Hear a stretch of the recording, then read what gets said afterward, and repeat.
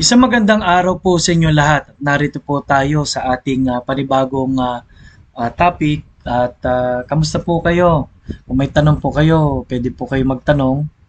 And ang ating pong verse sa Hebrews 5 verse 11 at hanggang sa chapter 6 verse number 3. Ano po?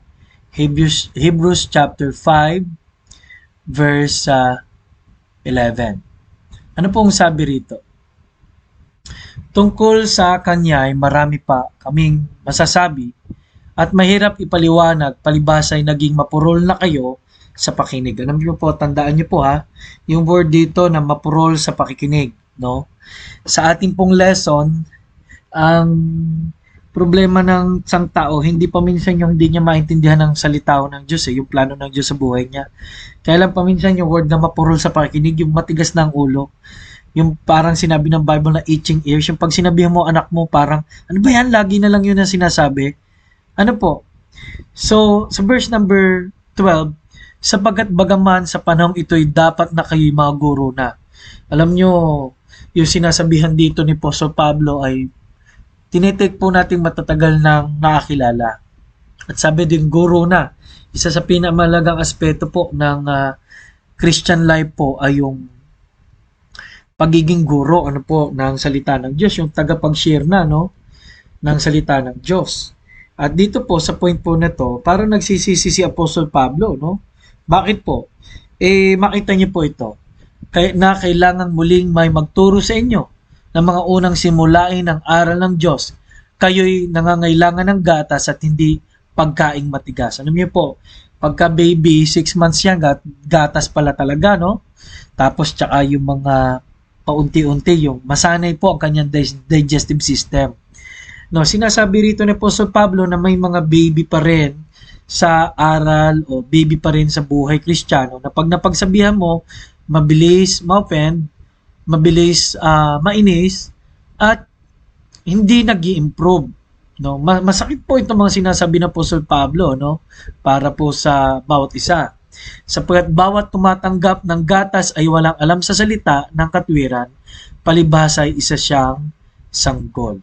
Ano po?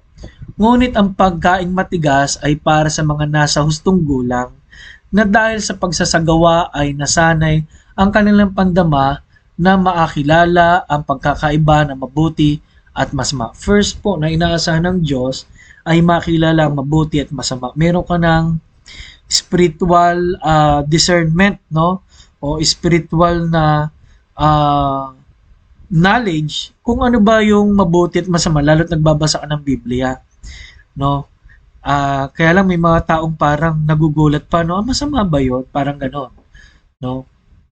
Sa verse number 1 of chapter 6, kaya't iwan na natin ang mga unang simulain ng aral ni Kristo at kayo magpatuloy sa kasakdalan na huwag nating muling ilagay ang saligan ng pagsisisi mula sa mga patay na gawa at pananampalataya sa Diyos. No? Pagsisisi, okay, and then pananampalataya. Verse 2, ng aral tungkol sa mga bautismo, pagpapatong ng mga kamay, muling pagkabuhay ng mga patay at ng walang hanggang paghukom. Kompleto po ito mula baptism, mula hanggang dun sa judgment ng Panginoon, no, mula dun sa sinasabing rapture, ano, grabe po, no? Itinuro na pala yan, no, sa mga kausap niya rito, no? At ating gagawin ito kung ipahihintulot ng Diyos. So, sa madaling salita po, the 5 steps are 1, desire, no? Kailangan gustuhin na natin. Bakit po? Para tayong isang kabataang laging napapagalitan, para tayo isang taong walang direksyon, at para tayong, sabi ng Diyos sa doon po sa Hebrews chapter 6, ay ipinapako natin muli ang Diyos no? Kung babalik na muli tayo sa mga turo na yan. Ano po? Bakit po? May responsibilidad po ang Kristiyano na maglingkod, maging tapat, at mangyayari po yan kung kilala natin ang Panginoon, kilala natin ang kanyang salita. No? At sana inaasahan na natin at inaasahan na po ng Diyos na number 1, alam mo na yung mga step by step po mula sa pagkaalala, ayun, rapture, pagdating muli ng Panginoon. Pero higit po dyan, may 3 bagay na gusto po kong sabihin sa inyo. Yung spiritual discernment and spiritual ah, knowledge and wisdom mula sa Panginoon. Pag sinabi pong knowledge, yung karunungan. Pero pag sinabing wisdom, nakakalakad ka na ng tama. There are times na pag tinanong ka, tama ba yung mag-celebrate ng Halloween? Pero tingnan mo naman ang suot nung nag-Halloween, demonyo, pero ginawa mo pa rin sa apo mo. Pagka ginawa mo yun, parang wala kang natutunan, no? Ganun po ang ibig sabihin po rito. No? Kaya number one po ay we should have a desire. Then we should gain knowledge from God's Word. And then we should have this responsibility of practice. Number 4 is action. Nakikita na sa ating gawa. 5 is maturity. Kaya ano nga po ang 5 steps? Desire, knowledge, responsibility, and action, and maturity. Alam niyo po, ano ba ang nakikita natin sa isang mature na Kristiyano? Ano po? Okay. Una, ang sabi po ng talata, siya na po ay teacher. Number 2, siya na rin ay mabuting halimbawa.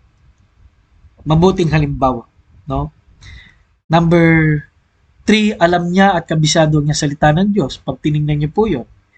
Number 4, pag tiningnan niyo po yung mga talata, isang taong kilalang ligtas, nagsisi. Ano po? At number 5, ang isang tao pong malago, mayroon ng spiritual strength.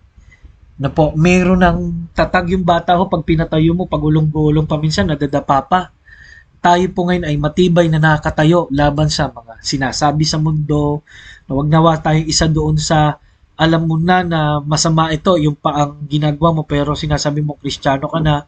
Ano po, may mga Kristiyano po na kahit po sa social media na ipag-away pa. Ano, hindi po to sign ng maturity dahil ang sabi po ng Bible, ang paipagtalo po ay hindi sa Diyos. Ano po? Kaya nga ang tanong po, kamusta ang ating paglago? Lord, salamat po. Nawa patuloy niyo po aming palaguin. At patawad sa mga pagkakataong kami nag-aasal bata. Kaya salamat po. Ito po ay aming samot dalangin sa pangalan ni Jesus. Amen. Mga kapatid, mga minamahal, salamat po. Ito po muli si Pastor Paul Borhang nagsasabing kailangan natin ang